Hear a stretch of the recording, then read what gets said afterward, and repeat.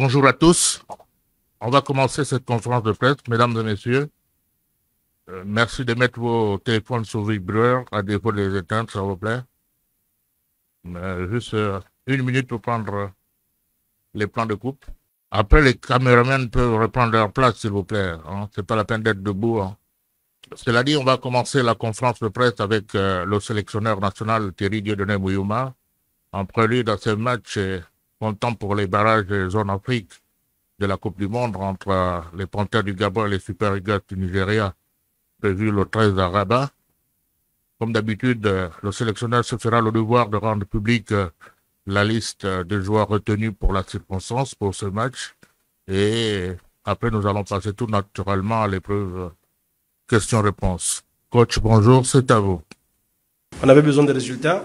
Le Gabon ne s'était pas qualifié à la CAN 2023.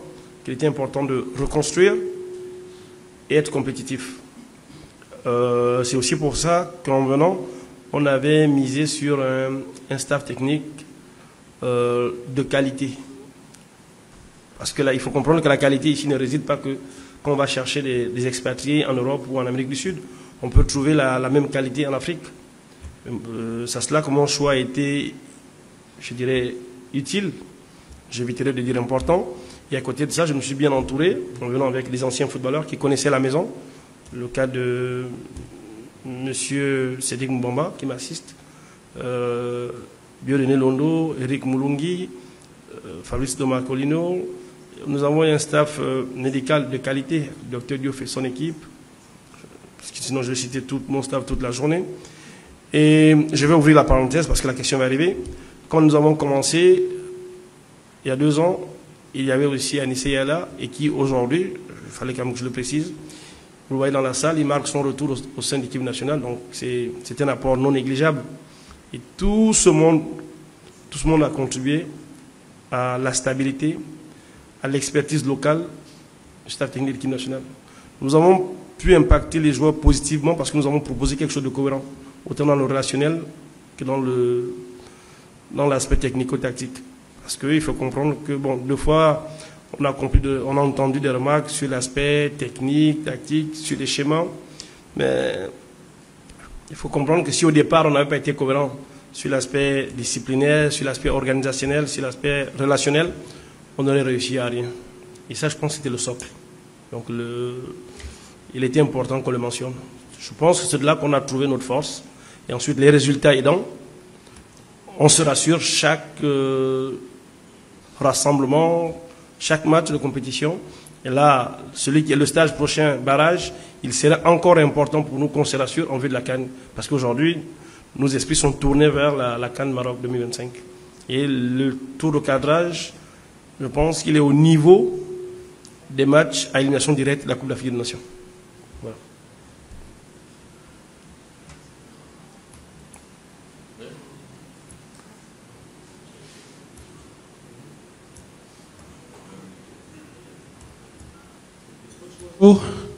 Romaric Zogo, Gabon 24. Je suis vers le fond.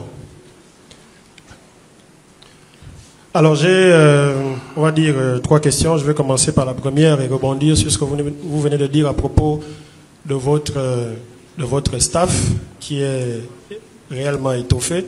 J'aimerais revenir sur l'aspect psychologique. Je ne sais pas si c'est le lieu de poser la question, mais je pense qu'on va profiter ici parce qu'on ne se reverra peut-être qu'au Maroc pour les barrages ou à la CAN.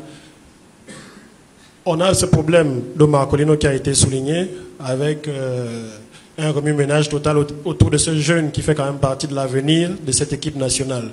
Là, on va avoir son jeune frère, Jonathan Marcolino, qui arrive aussi. Comment est-ce que ça se gère sur le plan psychologique? Parce qu'ils sont très jeunes. Moi, je comprends et je pense que certains avec moi que vous êtes obligés et d'avoir des résultats et de renouveler cet effectif qui est vieux en grande majorité. Comment vous gérez de tels cas lorsqu'on sait que son frère se fait laminer et que vous en ajoutez un autre qui va prendre des coups à la place du frère, ne sachant même pas d'abord ce qu'il est capable de produire?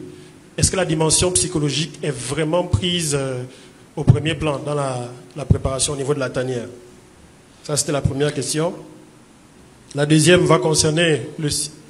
Bonjour Roman, je pense que vos questions sont pertinentes. Pour ne pas que j'en oublie, est-ce qu'on pourrait progresser? Vous avez le micro, vous pouvez reposer la deuxième à la fin de la première. Permettez que je réponde. Et avant que de répondre, je voulais dire, là vous avez cité deux, mais je voulais quand même dire qu'il y a peut-être aussi le grand-père qui viendra, qui sera appelé la prochaine fois. Comme ça on aura la famille Marcolino au complet ici. Non, mais c'était... oui, ce sont des jeunes joueurs qui ont besoin d'accompagnement, mais je pense qu'ils sont déjà bien accompagnés dans le cadre familial et bien entourés avec les agents. Nous, au niveau de l'équipe nationale et avec tout le monde que j'ai cité autour de l'équipe nationale, on a un apport, un regard de grand frère, de père pour certains. Il faut essayer de ménager les garçons, moins les exposer. Par exemple, sur certaines conférences, on pourrait éviter qu'ils viennent. Et sur le plan technico-tactique, on essaie de rassurer les garçons. Parce que la lecture qui est faite deux fois par vos collègues ou par le public sportif n'est pas la même que nous. Sur la première mi-temps, Alan perd sur Franceville. Pour être objectif, il perd un seul ballon. Point d'ancrage, il nous a donné largement satisfaction. Donc nous, vous voyez, d'aucuns nous diront, mais c'est pas vrai parce qu'on aurait voulu que... Et puis la comparaison qu'on fait, deux fois on se met à comparer Alan à Pierre-Emerick. Mais quand vous regardez les temps de passage et l'histoire de Pierre-Emerick, qui est l'un des meilleurs joueurs africains depuis 15 ans, fait partie des meilleurs joueurs mondiaux, il a éclos réellement sur la planète football au-delà de 22 ou 23 ans, je pense. Je ne suis pas en train de dire que c'est une excuse. Et bien heureux ceux qui savent de quoi sera fait demain pour certains de nos jeunes joueurs aujourd'hui. Donc faire ces comparaisons, en réalité, ne nous avance à rien. J'ai aussi entendu deux fois, on va dire, oui, mais nous, on va chercher les joueurs de 5e division, de 16e, de réserve. Mais j'ai envie de poser la question dans la salle. Est-ce que quelqu'un ici se rappelle des joueurs du Burundi qui nous a éliminés à la Coupe d'Afrique des Nations 2019? Parce qu'ils sont partis, eux, ils étaient en Égypte. Est-ce que quelqu'un se rappelle de 3 joueurs de cette équipe nationale du Burundi? Plus près de nous. La Mauritanie nous a éliminés en 2023. Est-ce que quelqu'un dans la salle pourrait sortir 3 noms des joueurs de cette Mauritanie? Qu'est-ce que ça veut dire? Ça veut dire que certaines équipes arrivent à se construire autour des collectifs sans avoir des grands noms. Nous ne pouvons pas tout le temps avoir des joueurs, des générations spontanées telles que Pierre-Emerick Aubameyang, Lemina, Bouanga et Kwele. Non. Le problème, il est ailleurs. Ces grands joueurs, si vous regardez leur temps de passage ou leur histoire, ils ont été formés ailleurs. Et nous, on n'a fait que les utiliser. Faites le contraire. Vous avez Ekwele, Apinango et Ndon Ibrahim qui, dans cette équipe, et peut-être beaucoup, sont les derniers joueurs de cette sélection à avoir été créés sur le plan local. Si vous ne faites pas confiance à nos jeunes garçons, pour certains qui sont dans des réserves pro ou qui jouent en 2e, 1e division dans certains pays hors du Gabon, qui voudrez-vous qu'on appelle en équipe nationale? Il faut qu'on se pose la question de manière objective, sincère, 2 secondes. Qui voudrez-vous qu'on fasse jouer pendant la Coupe d'Afrique des Nations? Parce qu'on n'a pas de championnat. On n'a réellement pas de championnat depuis 4 ans. Quand je dis réellement, c'est un championnat qui commence aux dates indiquées pour permettre au club de se préparer pour les compétitions africaines, qui s'arrête et les joueurs n'ont qu'un mois de récupération et reprennent. Là, ça fait 5 mois qu'ils sont à l'arrêt. Qui voudrez-vous qu'on appelle? Si on ne peut pas appeler ceux qui sont stagiaires pro, qui côtoient les footballeurs professionnels de leur club ou qui jouent en 2e, 1e division ailleurs. C'est un faux débat. Mais ce débat n'est alimenté que parce que nous tous, nous ne faisons pas de la pédagogie. Nous n'expliquons pas les raisons. Nous n'expliquons pas, au contraire, nous mettons de l'huile sur le feu. Et on n'a que le patronyme pour juger ces garçons. Jonathan qui arrive est un excellent joueur, qui joue en 3e division française, qui a joué avec les U17, je pense, les U17 de la France, que nous récupérons, qui est un excellent défenseur, qui est un défenseur d'avenir. Il faut que nous les ayons avec nous déjà. Qu'ils découvrent, eux, le haut niveau de la compétition africaine, qu'ils comprennent comment ça se passe, qu'ils appréhendent pendant que les grands sont encore là. Au sortir de la Coupe d'Afrique des Nations, certains grands joueurs pourraient partir. Au sortir de la prochaine Coupe du Monde, certains pourraient aussi ne plus revenir. À ce moment, on fait l'appel à qui? Et ça a toujours été notre leitmotiv, notre idée depuis que nous sommes là. Gagner, nous qualifier à la CAN en préparant l'équipe de demain. Nous ne dérogeons pas à nos objectifs initiaux. Voilà ma réponse sur votre première question. Ok, merci. La deuxième question concerne donc le système de jeu, on va le dire comme ça, qui a été aussi questionné par rapport à ce 3-5-2 que vous avez adopté à un moment, aussi par rapport aux absences. Mais les absences, il va y en avoir encore parce qu'on n'a pas récupéré Jim. Il est toujours en période de récupération, on va dire. On n'a pas Babika. Donc, on va aller avec Obam et Bouanga qui sont nos têtes d'affiche en attaque, alors qu'il y a le Nigeria en face. Est-ce qu'on doit s'attendre à partir sur un 4-3-3 pour se rassurer parce que tout le monde, parce que ça plaît aux gens, ou bien est-ce qu'on doit s'attendre à changer les choses? Parce que je vois que vous avez aussi ajouté le jeune Openda devant. Est-ce que ça nous dénote d'une volonté de jouer différemment face à un adversaire redoutable, même s'il est en barrage aujourd'hui? Oui, quand nous sommes arrivés, on a présenté ici 3 schémas de jeu. 4-3-3, 3-4-3, 3-5-2. Nous avons plusieurs fois utilisé le 4-3-3, le 3-5-2. 4-3-3, nous l'avons utilisé de manière intermittente sur un match et nous avons su toujours réadapter. Quand nous avons compris, soit parce qu'on s'était trompé, ou qu'on n'avait pas l'effet escompté en début de match. Le récent match à France, il le démontre. On est dans un 3-5-2. Sur le plan défensif et sur l'équilibre au moment où on attaque, on n'avait pas le résultat attendu. On change déjà le dispositif, on change aussi les hommes à la mi-temps. C'est aussi la qualité première de ce staff, c'est-à-dire reconnaître que là, on n'est pas dans le vrai, ou nous n'avons pas ce que nous recherchons, il faut le changer. Je pense que face à une équipe comme le Nigeria, parce que ça va être une opposition de style, et nous, on présélectionne, on sélectionne les joueurs en fonction de leur spécificité. Sinon, on veut jouer un football, d'ailleurs on est protagoniste sur la transition rapide. Vous avez les profils que vous venez de citer, Roy à sa place, Teddy. Si nous voulons jouer un 4-3-3 avec un pivot, à ce moment, Alan a son utilité, Pierre-Emerick, je pense même Denis dans un degré moindre. Mais pour être vrai avec vous, contre le Nigeria, on devrait pouvoir changer les choses. On devrait pouvoir changer les choses sur le plan tactique et même sur le plan technique. Mais ne me demandez pas quel schéma de jeu on devrait utiliser contre le Nigeria. Je ne vous le dirai pas parce que bon, on a déjà assez de logiciels de supervision, donc ils nous supervisent comme on les supervise en ce moment. La décision viendra d'un moment en fonction de la fraîcheur des joueurs, parce que là ils ont une journée de championnat encore ce week-end. Il peut se passer beaucoup de choses et on avisera à ce moment-là. La dernière question est un peu dans ce sens-là. Au niveau de l'animation défensive, cette fois-ci, j'ai mentionné le jeune Jonathan Domacolino. Et on sait, l'une des raisons pour lesquelles le Nigeria se retrouve quand même là, ça c'est de mon observation de journaliste sportif, c'est parce qu'ils ne produisent pas forcément grand-chose dans le jeu, mais ils ont un joueur redoutable qu'on connaît tous et qui a planté un triplé, je pense que c'était hier. Donc, notre défense est quand même l'une des parties les plus questionnées de votre effectif depuis que vous êtes arrivé. C'est un peu difficile de faire dans des joueurs qui viennent et qui sont blessés comme Boula actuellement. Cette animation défensive, comment comptez-vous la préparer lorsqu'on sait qu'on ne défend pas forcément sur Victor Osimhen comme on défendrait sur n'importe quel autre attaquant? Oui, Romain, dans votre question, vous nous donnez une partie de la réponse. Il faut défendre comme lui, comme on ne défendrait pas face à n'importe qui.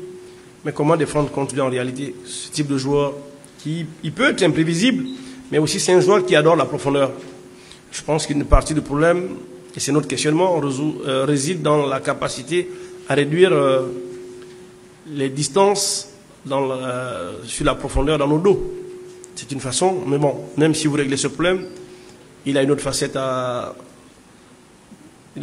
qu'il sait utiliser, c'est qu'il peut intervenir sur des ballons arrêtés, sur des corners, des coups francs. Mais c'est là la complexité où c'est tout. C'est là que le travail d'entraîneur ou de staff technique est intéressant. Parce qu'on va émettre des avis, on va disséquer, on va débattre, et on va convenir d'une stratégie commune sur le plan défensif. Mais pas que sur le plan défensif, parce que défendre aujourd'hui peut être le résultat de savoir attaquer en équilibre. Si nous sommes dangereux, effectivement, que cette équipe nigériane peut rester beaucoup plus loin. Il faut qu'on soit capable de transporter le match dans la moitié du terrain adverse. Je pense que c'est une solution à ce problème aujourd'hui. Question. Qui d'autre?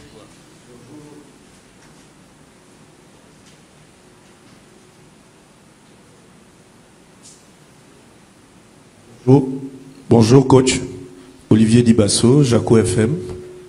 Alors justement on a parlé de psychologie et la question que j'aurais pour vous, alors on a beaucoup parlé des grandes équipes, on va dire, que nous avons rencontrées jusque-là, on va dire avec vous en tant que sélectionneur. Je crois qu'on parle du Maroc, on parle de la Côte d'Ivoire et on parle du Sénégal. Et ces rencontres ne se sont pas bien terminées pour nous jusque-là.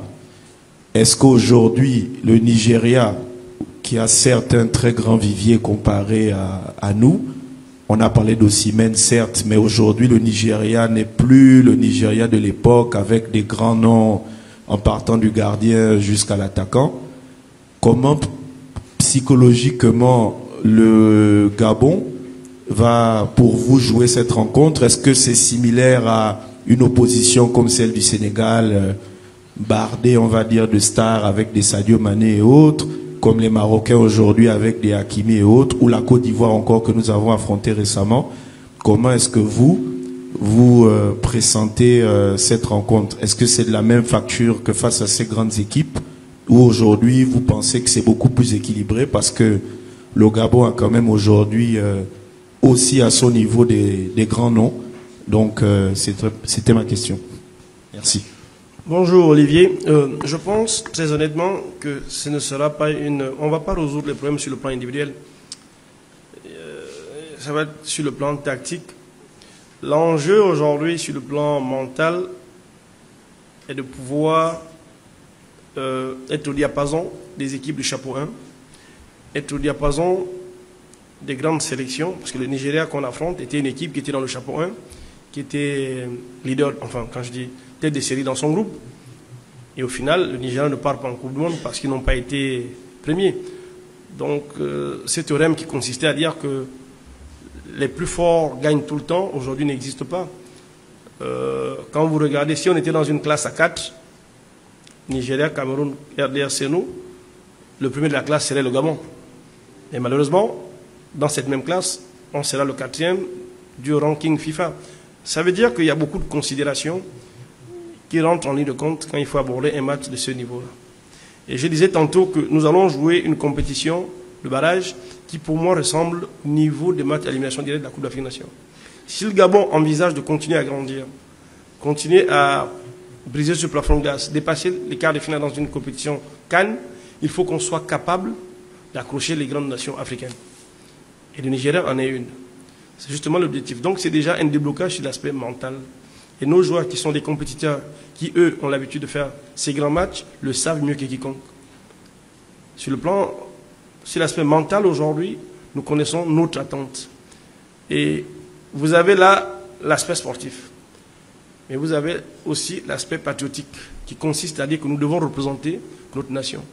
Nous avons un rêve, c'est celui de faire la Coupe du Monde. Et ce rêve, il existe toujours. Et quand je regarde la particularité de ce barrage, j'ai l'impression, avec le barrage intercontinental, c'est que le barrage africain continental est un peu plus relevé que le barrage intercontinental. Pourquoi? Parce que si le résultat au barrage continental est concluant, vous gagnez des points au niveau du classement FIFA.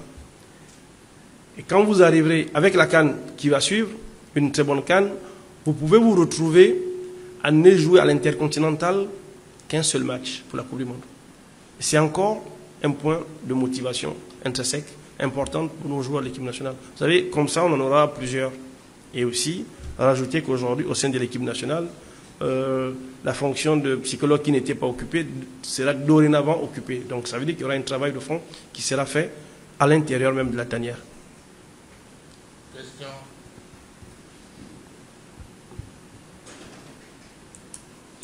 Bonjour coach Ismaël Yatumba. Déjà, vous souhaitez bon courage pour la phase de barrage. On sait qu'il y a eu beaucoup d'équipes qui ont participé aux éliminatoires et vous êtes parmi les 4 meilleurs deuxièmes. Déjà, bon courage. Alors, on a vu il y a quelques jours l'intervention du d'un des meilleurs attaquants au monde, Victor Osimhen, qui a fait une publication où il disait qu'il va tout faire pour venir à bout du Gabon et amener son équipe en Coupe du Monde. Vous, qu'est-ce que vous pouvez, en tant que sélectionneur du Gabon, répondre à cette, on va dire, ce mot de Victor Osimhen? Et l'autre question, c'est de savoir, on a aussi appris qu'on a un joueur qui serait suspendu, notamment le défenseur Mike Kila Onfia. Si il est vraiment suspendu, pourquoi avoir convoqué un joueur suspendu? Bonjour Ismaël. La première question, Ismaël, comment il s'appelle? Osimhen a dit qu'il ferait tout pour amener le Nigeria en Coupe du Monde. Moïman dit il fera tout pour amener le Gabon en Coupe du Monde. Et je pense qu'à cette question, Pierre-Emerick avait déjà répondu. Et il a démontré en marquant 4 buts contre la Gambie. Et contre le Burundi, il était dans la possibilité de rentrer dans son club pour préparer les matchs. Il est resté à côté de ses coéquipiers pour démontrer qu'il voulait réellement mener cette équipe nationale en Coupe du Monde. Donc ça, j'ai presque rien à dire là-dessus. C'est une motivation, c'est un appel au rassemblement. Il veut que son équipe soit groupée derrière lui pour l'effort. Il a aussi dit à la CAN dernière qu'il ferait tout pour donner la CAN au Nigeria. Malheureusement, la Côte d'Ivoire l'a gagné. Bon, ce sont des paroles motivantes que tout le monde emploie, avec conviction ou sans conviction, ça n'engage que les auteurs. Maintenant, par rapport à Mick, oui, Mick, effectivement, pour 2 cartons successifs, il est suspendu. Mais sauf que, si vous regardez bien, nous jouons une demi-finale face au Nigeria, et en nous qualifiant, nous avons une finale à jouer. Vous ne l'avez pas perdu d'esprit. Qui veut aller loin, c'est seulement ce que nous avons fait. Merci beaucoup, coach. Merci en tout cas pour tout votre engagement, vous et votre staff. On le sait, on sait qu'il y a quand même un petit regret, même si vous n'osez pas le dire, pour cette qualification directe au mondial. D'ailleurs, on a vu, le coach Faye Emers l'a dit, le Gabon a été un sérieux adversaire et on voudrait pouvoir le reconnaître. On vous souhaite bonne chance pour ces barrages. Pour en revenir à l'étape de la CAN, nous serons ensemble dans le groupe F. C'est un groupe que certains déjà donc affichent comme groupe de la mort. Concrètement, quel est votre avis sur ce groupe F et vos adversaires et quelles sont les chances du Gabon? C'est la première question. À côté de cela, on voudrait pouvoir aussi savoir tout le programme de préparation qui encadre les Panthères du Gabon afin donc de pouvoir naturellement passer une très très bonne CAN au Maroc. Oui, merci. Samuel, merci déjà de reconnaître de la Côte d'Ivoire le travail fait par le Gabon. Effectivement, frustré, non, je pense que ce n'est pas le mot. On était triste. On était triste au soir de la 10e journée. On ne peut pas pouvoir nous qualifier, sachant qu'il y a des pays qui sont qualifiés avec moins de 25 points. Bon, on a aussi constaté que la seule fois où on s'est trompé à domicile, c'était face à la Côte d'Ivoire. C'est ce qui fait en sorte qu'on ne soit pas. On a pris 6 points, parce que si on était dans des comparaisons, et c'est justement là que c'est intéressant, comparaison n'est pas raison. Nous, on prend 6 points face au Kenya, la Côte d'Ivoire n'en prend que 4. Au final, ils partent en Coupe du Monde avec 26. C'est dire aussi que ce groupe était relevé. Parce qu'on a souvent entendu que nous, on était forts en prenant que les points aux Seychelles et autres, mais il fallait compter tous ces points. Vous voyez, c'est ça aussi la compétition. Donc, maintenant, déjà, adresser mes félicitations que je réitère ici au coach Faye, qui a fait un excellent travail depuis qu'il est arrivé. C'est pas évident. Il arrive, il gagne la Coupe d'Afrique des Nations, il qualifie son pays, il requalifie son pays à la CAN et à une Coupe du Monde. Bravo, chapeau à lui, il a une belle équipe. Nous serons les premiers supporters de la Côte d'Ivoire en Coupe du Monde parce que c'est notre responsabilité en tant qu'Africains de soutenir les équipes africaines.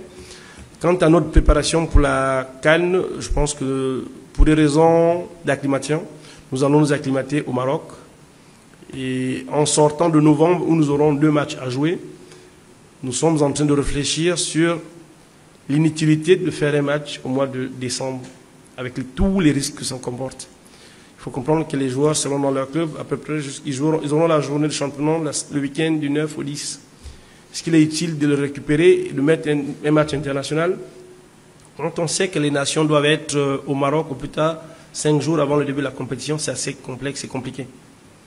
Et les adversaires aussi ne courent pas les rues, parce que tout le monde essaie de se protéger, les risques de blessures, les risques de supervision. Je pense que le Gabon fera une préparation au Maroc. Le groupe actuel ne sera pas loin de ce qui devrait arriver, disons-nous la vérité. Je pense même qu'il y a une dame qui nous avait posé cette question il y a 2 conférences de presse en arrière. Il devrait y avoir quelques changements, mais pas plus de 4 ou 5, je pense. Si les temps de passage sont les mêmes, si les formes sont toujours les mêmes, ça devrait être comme ça. On va se préparer au Maroc. Et voilà, espérer faire une très bonne Coupe d'Afrique des Nations. Parce que nous viendrons... Novembre, sans cela que novembre est très intéressant pour nous. Novembre est déterminant. Parce que nous avons besoin d'avoir certaines indications aussi. Question. Merci coach. Je suis Jean-Claude Nounamo de Gabon All Sport. Je sais que vous aimez les sources. Mais aujourd'hui, je ne vous donnerai pas ma source, mais vous avez évoqué un petit point assez intéressant pour moi, où vous veniez de dire que le staff a été étoffé avec l'arrivée d'un doyen qu'on connaît tous. Dans le même staff, selon nos informations, Eric Mulungi serait démis de ses fonctions. Certainement, nous le confirmer et si possible, avoir une raison certaine par rapport à ce débat. Merci. Bonjour Jean-Claude. Vu que nous sommes arrivés au stade où nous faisons des confidences, nous faisons des compliments, mais moi je vais vous en faire un gentiment. Moi j'aime les sources, vous aimez les provocations. Et ce que je peux vous dire sur votre question, c'est que votre question, votre source, elle n'est pas fondée, elle n'est pas vraie, parce qu'Eric Mulungi n'est pas démis. Eric Mulungi a un contrat avec le ministère de la Jeunesse et des Sports et qui met Mulungi à la disposition de la Fédération gabonaise de football en tant que manager général adjoint. Mulungi est dans cette salle. Et je pense qu'il ne faut surtout pas confondre les choses. C'est pour ça que je dis. Et là, je préfère m'arrêter là. À moins que votre source, pendant que je réponds, vous renvoie un message sur votre portable pour dire autre chose, je répondrai. Nous n'avons rien à cacher. Question. Oui.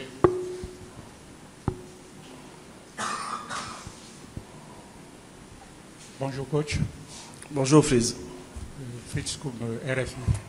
Alors coach, vous avez donc communiqué la liste des 23 contre les Super Eagles pour le match du 13 et probablement celui du 16.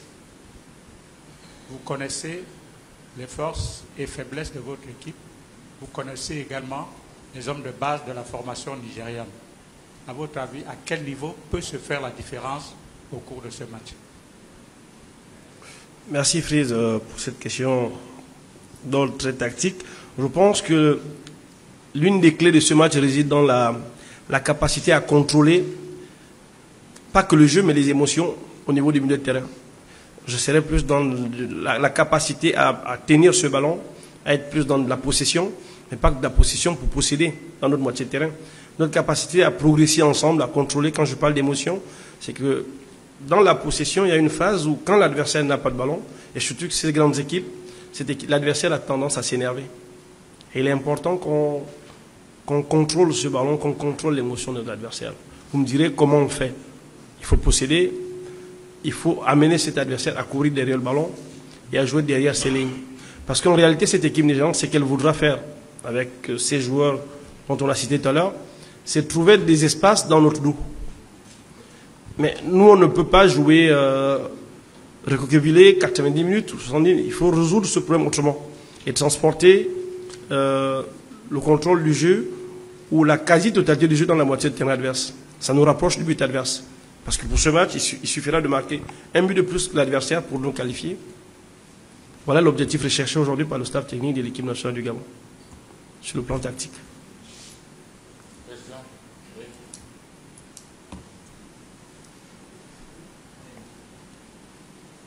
Coach, je reviens, Romaric Zogo, Gabon 24. J'ai envie de vous poser une question qui peut paraître comme une colle ou comme un piège? C'est vous qui allez juger. Comment, Romaric? Une Qui question peut être une colle ou un piège. Une question piège. Maintenant, vous avez la liberté de répondre. C'est aussi votre droit. Je constate que dans cette équipe, sur les 26, on a minimum 7 qui sont autour de la trentaine. Ou au-delà. Entre peut-être Bouanga qui est autour de 29 ans. On a une quinzaine qui sont dans les 23, 24.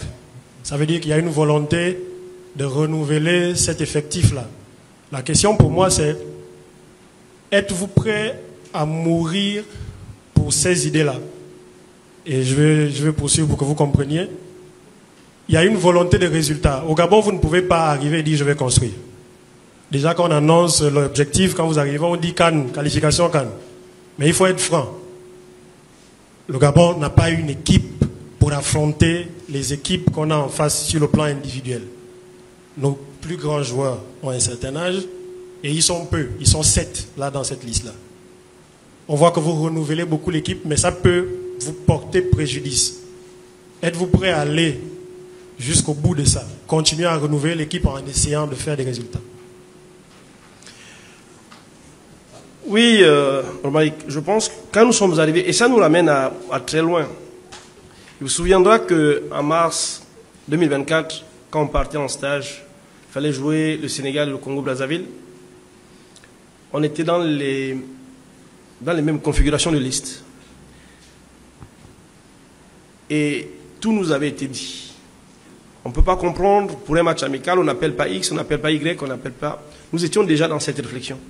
Et nous savions qu'en utilisant cette réflexion, cette méthodologie de travail, nous pouvions qualifier le Gabon à la CAN 2025 et continuer à intégrer les joueurs profil par profil, intéressement par intéressement.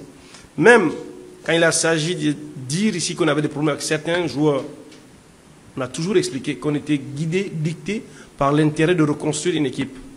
Reconstruire un groupe déjà, sur le plan collectif, sur le plan disciplinaire, des gens qui pouvaient s'accepter et vivre ensemble. Et c'est toujours la même méthode qui nous dicte. Oui, je suis prêt à aller au bout de mes idées. Surtout que ces idées sont productives. Ces idées nous ont amenés à nous qualifier. Ces idées nous ont amenés à jouer le tour de barrage. On ne peut pas se renier en cours de route parce que dans 2 ans, il va falloir commencer les éliminatoires de la CAN 2027. Il faudra qu'il y ait des joueurs. Et les 7, parmi les 7, certains pourraient dire, nous on arrête. C'est la question que j'ai posée tout à l'heure. Qu'est-ce qu'on ferait? Où irons-nous chercher les joueurs? Et on nous reprochait la même chose. On nous dira, ah oui, mais vous aurez pu ne pas privilégier ceci au détriment d'eux. Moi, je pense que ce groupe, il est qualitatif. Ce groupe grandit en confiance. Ce groupe a démontré que sur la capacité de défendre ensemble, donc sur le plan de mindset, c'est-à-dire que grandir ensemble, défendre ensemble, on a des certitudes. Maintenant, ce qu'il faut aujourd'hui, c'est que certains arrêtent ou ne soient plus vus que comme des jeunes pousses. Parce que ces garçons qui arrivent, ils ont aussi de l'insouciance. C'est qui est une qualité fondamentale dans le football moderne. Ne pas réfléchir, jouer. Je prendrai le cas de Brian Mayo, Noah, Lemina ou d'autres, Averlan. Et ça rassure d'être accompagné avec des très grands joueurs qui, eux, prennent la pression pour eux. Donc, je continue à penser que cette équipe nationale du Gabon est prometteuse, est qualitative, elle est représentative. Ouais, moi, je reste convaincu. Oui, je suis d'accord avec vous que nous ne sommes pas dans la possibilité de... Oui, il y a un exercice que la CAF nous a demandé de faire, c'est d'envoyer 55 joueurs en pré-liste, ensuite ramener à 28 pour la CAN. Si je vous demande de faire cet exercice dans cette salle, je pense qu'il y en a qui ne me feront même pas une liste de 30 ou 39 joueurs. Oui, on pourra. Si on veut mettre juste des noms, pour mettre des noms. Mais si on a une idée, une recherche derrière, on ne pourra pas faire 45. C'est pour vous dire toute la difficulté qu'on rencontre mon staff technique. On me dira, mais il y a des joueurs à tel endroit, il y a des joueurs à tel... Mais c'est les mêmes joueurs qu'on décrit de temps à autre quand on va les chercher. Vous voyez? Donc je préfère dire que ce groupe, aujourd'hui, il est qualitatif. Il est représentatif. Question. Je reviens encore, pardon. Alors, coach, selon vous, aujourd'hui, C'est vrai qu'on a des avis, on a pu tourner un peu dans Libreville. Les Gabonais ont eu une certaine idée de leur équipe nationale. Que pensez-vous aujourd'hui concrètement des Panthères? Est-ce que vous pensez que cette équipe a progressé? Déjà, c'est la première question. On sait aussi que le chef de l'État est un féru de sport, il adore le football. Quels sont les accompagnements qu'il a pu donc mettre au niveau de l'équipe nationale pour que cette équipe puisse continuer sur cette lancée et pourquoi pas faire donc une bonne prestation à la CAN? Je reviens sur ma question du groupe parce que vous n'avez pas répondu concrètement sur vos adversaires. Que pensez-vous de ce groupe F, donc avec les différents adversaires que vous connaissez et les chances de l'équipe gabonaise? Et enfin, quel est l'objectif à vous assigné par le gouvernement gabonais pour cette prochaine CAN? Ok Samuel, je vais répondre à certaines de vos questions. Si vous constatez que je n'ai pas une réponse, que vous avez le micro, reposez-la moi, je répondrai dans la foulée. C'est compris. Sur le groupe F, je pense que c'est l'un des groupes les plus relevés de la Coupe d'Afrique des Nations. Au vu déjà des composants. Vous avez la Côte d'Ivoire qui est championne d'Afrique, le Cameroun qui a été champion d'Afrique, pardon. On serait tenté de dire que ces deux équipes sont déjà qualifiées. Mais pour ceux qui connaissent et respectent le football, diront non, le football, le ballon reste dans, je crois que c'est même, il y a même, je crois que cette citation existe ici au Gabon, le ballon est rond pour tout le monde. Le Gabon a réellement ses chances, parce que sur le plan de la motivation, les entraîneurs ont tendance à dire à leur jour en début de match, quand le match commence, tout le monde est à 0-0. Et là, tout le monde à 0 point. Il faudra que le Gabon aille chercher les points où il faudra. Et nous, dans notre méthodologie de travail, de prévision, planification, nous pensons pouvoir nous qualifier ou avoir une partie de la qualification autour de la deuxième journée pour pouvoir aborder le match contre la Côte d'Ivoire de manière différente parce que c'est le troisième et il nous expose de suite à l'élimination directe. Donc, être capable de pouvoir faire tourner, donner du temps de tout le monde. Ça, c'est la planification qui est la nôtre. Et je pense qu'elle devrait pouvoir se respecter. Maintenant, quant à la progression de l'équipe nationale du Gabon, oui, je pense que ce groupe a progressé, cette équipe a énormément progressé. Pour preuve, nous n'étions pas à la Coupe d'Afrique dernière, avec les mêmes joueurs. Nous avons pu nous qualifier avant les 2 dernières journées avec les mêmes joueurs et même avec un rajout des jeunes inexpérimentés. C'est la preuve que nous avons progressé. Ce groupe a progressé aussi dans notre capacité de jouer parce que nous avons défini une philosophie d'ensemble avec les garçons en ressortant les qualités premières de nos joueurs. Nous avons minimisé le kick and rush, c'est-à-dire que le jeu direct qui consistait à trouver des avants très hauts, un appui et courir. Aujourd'hui, nous sommes capables de partir de derrière, concevoir un team building de derrière, trouver nos appuis. Nous sommes capables aussi de jouer dans une autre variante qui consiste à dire en servant le jeu de transition, en utilisant les forces, les spécificités de nos joueurs d'avant, qui sont très rapides et véloces. Donc oui, effectivement, que ce groupe a progressé. Et la question sur l'accompagnement, oui. Aujourd'hui, on ne peut pas, si on est sincère avec soi-même, on ne peut pas bouder l'accompagnement de l'État gabonais envers son équipe nationale. Mais bon, c'est une équipe de souveraineté, c'est l'équipe du pays. On utilise l'argent du contribuable. Le contraire m'aurait étonné que le pays refuse d'accompagner son équipe. Vous voyez ? Non, je pense qu'aujourd'hui nous sommes satisfaits de ce que peut faire le gouvernement.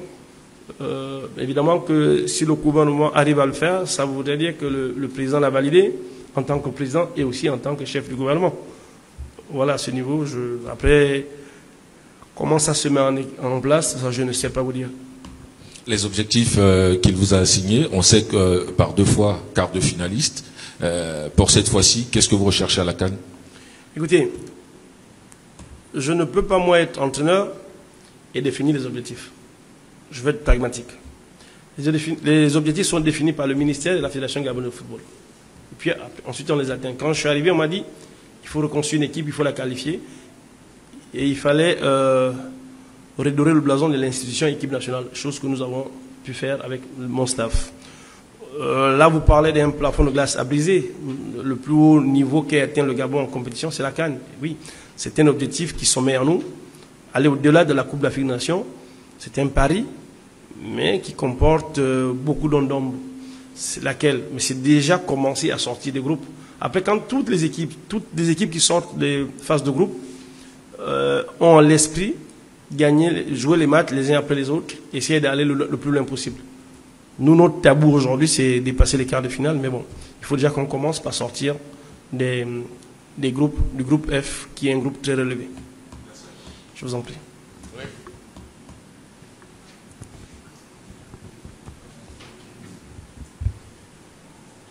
Coach Olivier Dibasso encore, Jaco FM. Alors, je ne sais pas si vous avez pu prendre connaissance du jeune Kessi Koulibaly Moulungi. On ne sait pas s'il y a un rapport avec Eric ici présent, mais bon, il s'appelle aussi Moulungi, qui évolue en 3e division, donc aux États-Unis. Alors, il a eu à faire une déclaration récente, malgré sa nationalité française. Il a exprimé le souhait de jouer avec la sélection gabonaise et il a évoqué notamment des raisons patriotiques. Vous avez parlé tout à l'heure de la jeunesse. On a beaucoup parlé de tout ce qui est renouvellement de la sélection et autres. Alors aujourd'hui, lorsque vous recherchez les joueurs qui doivent composer l'équipe future des Panthères, est-ce que vous allez beaucoup plus sur l'aspect patriotique, donc qui émane de ces joueurs, ou bien vous allez vraiment sur l'option, le profil, et essayer de convaincre même ceux qui ne se sentent pas forcément entre griffes gabonais de base? Quelles sont en réalité vos motivations? Bon, je vais prendre la fin de la question pour ne pas que j'oublie. Nous, on ne peut pas accompagner, on ne peut pas vouloir sélectionner un joueur, comme vous l'avez dit, je crois, qui ne se sent pas gabonais de base. Parce que le premier critère, c'est être gabonais. Je crois que c'est ça. Il faut être gabonais. La FIFA l'impose. Parce que dans la documentation, sur le plan administratif, il faut être gabonais. Si on ne se sent pas, donc on n'a pas envie de venir. Si on n'est pas, on ne peut pas être présélectionné. Pour ce qui est de ce joueur, nous le connaissions parce que je pense qu'il jouait en France il y a 2 ans. On était sur son profil et son dossier. Ensuite, il s'est retrouvé aux États-Unis. C'est un défenseur central qui est très grand. Quand vous regardez aujourd'hui la présélection, au niveau de l'axe, sur le plan du renouvellement, nous ne sommes pas mal. Ça ne voudrait pas dire qu'on ne le suit pas. Mais il faut qu'on arrive aussi à jauger. Il y a les profils et il y a le niveau. Les comparaisons, parce que j'entends souvent l'histoire des championnats majeurs, il faut qu'on trouve des joueurs qui sont dans les 5 championnats majeurs. D'accord. Mais si nous avons des joueurs qui jouent dans le 6e championnat majeur, est-ce qu'on va les chercher ou pas? Ce sont les standings, ce sont les niveaux, et c'est déjà la qualité intrinsèque de joueurs qui nous intéresse. Nous regardons ce qu'il fait. J'ai vu ses déclarations comme vous, où il souhaite jouer pour le Gabon, comme le jeune Osibadjo qui est en Suède, qui lui est gabonais, a joué avec les jeunes du Congo, mais ce n'était pas un match, je pense qu'on se rend compte même que ce n'est pas un match à qualification, veut jouer pour le Gabon, mais ça aussi c'est parce que le Gabon, depuis 2 ans, est cohérent sur le plan des résultats, et donc il y a une forme d'attirance. Ça nous comprenons, nous respectons, nous continuons à travailler sur les profils, mais comme je disais, à un mois de la CAN, nous ne pouvons pas trop bouger les lignes. Nous avons suivi certains joueurs depuis 2 ans, il y en a qui sont arrivés, qui ont fait certains matchs avec nous, qui ont été vus. Nous ne voulons pas trop déstabiliser certains compartiments. Au sortir de la CAN, ou peut-être même après la Coupe du Monde, effectivement, il y aura des changements qui se feront de manière naturelle. Question. Bonjour coach. C'est encore Ismaël. On parle de renouvellement, mais il y a des joueurs qui brillent, notamment un en Chypre. Jordi est là, passé par le championnat gabonais, aujourd'hui qui est titulaire. Que pensez-vous de ce joueur? Est-ce que vous le suivez ou est-ce qu'il ne rentre pas dans vos profils? Et l'autre question que j'aimerais poser, c'est l'histoire de l'équipementier. On sait qu'on a quelques jours de la confrontation face au Nigeria. Les autres sélections connaissent déjà leur équipementier. Et nous, on ne sait toujours pas. C'est toujours attendu comme le monstre Loch Ness qui va arriver quelque part. On aimerait savoir, est-ce que le Gabon a déjà un équipementier pour affronter le Nigeria? Si oui, lequel? Oui, Ismaël. Jordi est là, effectivement. On regarde ce qu'il fait. Pas que lui. À Chypre, il y a d'autres joueurs. Mais bon, comme je répondais tout à l'heure à votre collègue juste avant, je répondais à Loïc, la marge, elle est par rapport à la CAN, j'entends bien. Il y a novembre, novembre nous amène toujours dans la CAN.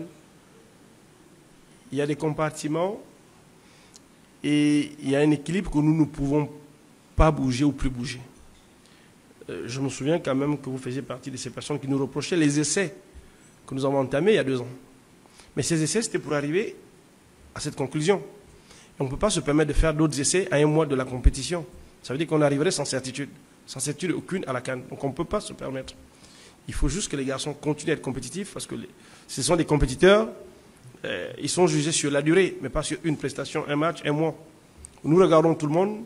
Nous avons un fichier établi de tous ces joueurs. Je parlais tout à l'heure des fichiers de la CAF. Certains noms, ils seront ajoutés pour toujours avoir au moins marqué l'espace en cas de pépin, mais de manière d'une régularité, c'est-à-dire qu'on aurait 5-6 qui ont des problèmes. On irait s'appuyer là. Mais j'ai quand même envie de dire que là, par rapport à la CAN, c'est assez limite. Je suis le plus honnête possible. J'essaie d'être réaliste. On ne va pas bouger. Déplacer, ramener un joueur, surtout qui va découvrir la tanière pour la première fois à une période si proche de la Coupe d'Afrique des Nations. Maintenant, pour votre deuxième question, bon, je pense que quand vous regardez l'invitation qui vous a été envoyée pour venir ici aujourd'hui, c'est conférence de presse de l'entraîneur sur la défense de la liste pour le mois de novembre. Donc moi, je ne peux répondre que sur la liste, dans ma position et ma fonction de sélectionneur. Maintenant, si votre question est dirigée à l'officier média qui est là, vous pouvez poser directement la question à Pablo. Je pense aussi que quand on a parlé de cette affaire d'équipement à Franceville, ce n'est pas venu de moi, c'est venu de Pablo, qui lui était membre du bureau de la Fédération gabonaise de football.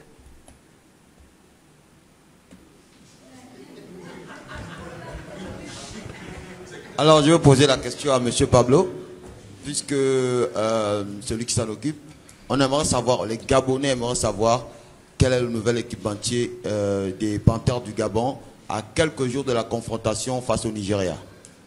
Écoutez, vous vous souvenez qu'avant le dernier match à Franceville, la Fédération gabonaise de football avait communiqué sur la rupture de façon consensuelle du contrat qui liait la FEGAFOOT à Puma. On ne peut pas se déjuger, mais dans la foulée, vous savez aussi qu'il y avait une concertation entre les joueurs, le ministère des Sports, un peu tout le monde. Sur l'aspect des primes, il y avait également la question des équipements qui avaient été posés. Bon, finalement, la présidence est intervenue pour ravitailler en termes d'équipement de façon ponctuelle, effectivement, la sélection nationale. Donc vous comprenez aisément qu'on vous avait annoncé la réception d'un équipementier avec la signature à l'appui. Nous avons donc dû surseoir à cette démarche parce qu'il fallait effectivement ravitailler l'équipe nationale de façon ponctuelle par rapport au factuel, notamment le match contre le Nigeria. Donc vous comprenez aisément que ce n'est pas un bicéphalisme. Aujourd'hui, c'est l'office du sport qui gère ce dossier, non pas par bicéphalisme, mais par bonne gouvernance, par respect de forme. Comprenez? Parce que la fédération gère l'argent de la CAF et de la FIFA, et non l'argent du contribuable. Même quand l'équipe nationale évolue, vous savez qu'il y a un agent comptable, donc par respect du principe de parallélisme de forme, il est tout à fait normal que l'office puisse gérer ce dossier de façon ponctuelle. Donc si on comprend bien, on va encore jouer en Puma pour ce tournoi. Vous comprenez bien, j'ai été clair. Donc on ne peut pas changer, on ne peut pas avoir 2 équipementiers dans une fédération. Comprenez? On avait annoncé qu'on allait signer avec un nouvel équipementier. Donc on a dû surseoir à cette démarche parce qu'il y a des éléments nouveaux qui sont arrivés. Bonjour coach, Ephraim Biougo, Café Sport Plus. Coach, déjà après un bon parcours lors des éliminatoires de groupe avec 25 points, aujourd'hui ou dans quelques jours, vous allez vous rendre du côté de Rabat pour affronter le Nigeria.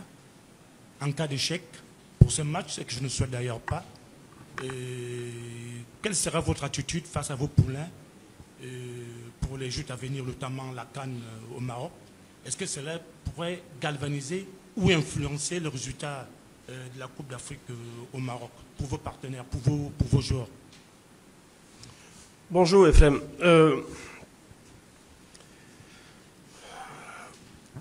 Moi je suis un entraîneur, je suis un leader, et hormis le fait que j'ai une formation d'entraîneur, je suis formé en sociologie et en psychologie du sport. Et je ne peux pas comprendre qu'avant un match contre le Nigeria, je sois négatif, que je prépare mes joueurs à l'échec. Vous comprenez? Cette position ne peut pas expliquer le fait que c'est incompatible avec les fonctions. J'entends ce que vous dites. On va jouer un match de football, avec la volonté de gagner, on pourrait perdre. Oui, à ce moment, on avisera. Il est hors de question que je commence à penser que on va perdre et je prépare les joueurs à la CAN en fonction du résultat d'une défaite face au Nigeria. Sur le plan mental, nous sommes dans un aspect de déblocage sur le plan psychologique. Comment je fais pour débloquer les joueurs intrinsèquement, de manière positive, si je leur parle déjà de ne pas gagner? C'est incompatible.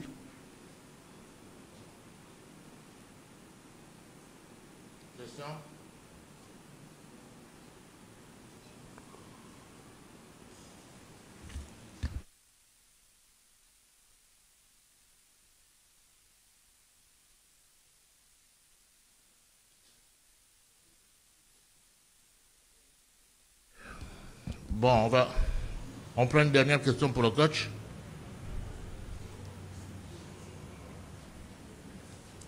Une dernière question pour le coach.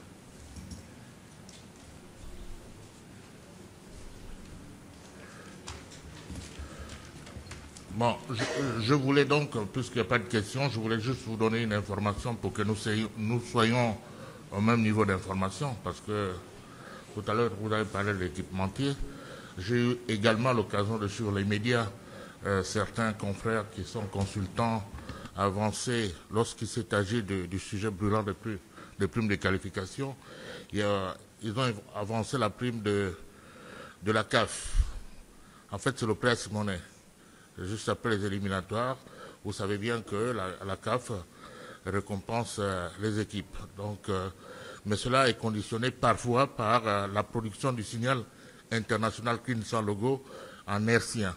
Ça veut dire que à chaque aventure, chaque Coupe d'Afrique des Nations, du moins ces éliminatoires, l'association nationale est appelée par la CAF pour désigner un télédiffuseur hôte pour produire les matchs de l'équipe nationale, pour produire le signal international clean sans logo, ça veut dire sans graphique. Dans le cas d'espèce, c'est Gabon Télévision qui est en partenariat avec la Fédération gabonaise de football. Donc, à la fin des éliminatoires, si Gabon Télévision répond à ce qu'on appelle le formulaire 5, c'est-à-dire le cahier des charges de la Confédération africaine de football, la FEGAFOOT a l'entièreté de la somme. Mais au cas échéant, la CAF coupe à la source, je le dis de façon triviale, coupe à la source la subvention qui devrait revenir à la Fédération gabonaise de football parce que le télédiffuseur hôte n'a pas pu ou n'a pas les capacités techniques de produire ce qu'on appelle le signal international clean sans logo. Dans le cas d'espèce, le Gabon devrait avoir 250 000 $. Donc, pour les coûts de production, la CAF a coupé 120 000 $. 120 000 $. Je vous donne les chiffres, c'est disponible. Donc, il nous revient 106 000 $ comme price money. Ce n'est pas la peine de dire que la fédération reçoit beaucoup d'argent pour la qualification de l'équipe. C'est transparent, les chiffres sont là. Quand on est consultant, c'est pour expliquer. C'est pour ajouter une valeur ajoutée, permettez-moi de la tautologie, à l'émission. Donc, un consultant doit aussi bien préparer l'émission que le journaliste. Et c'est important de venir à Owendo si vous voulez avoir les bonnes informations elles sont là, elles sont crédibles. On est d'accord. Je tenais à faire cette communication pour qu'il n'y existe plus d'ambiguïté sur la question. On est d'accord que la CAF a enlevé un montant à ce qui revenait de droit à la Fédération gabonaise de football. Donc si l'argent est disponible, le président fédéral a communiqué au staff technique, ils vont se contenter de ces 50 millions. Voilà, donc je tenais à donner cette information pour que nous soyons tous au même niveau d'information. Je vais vous donner, ça ne me gêne pas. Voilà. Merci à tous. On se retrouve très prochainement. On souhaite bonne chance aux Panthères.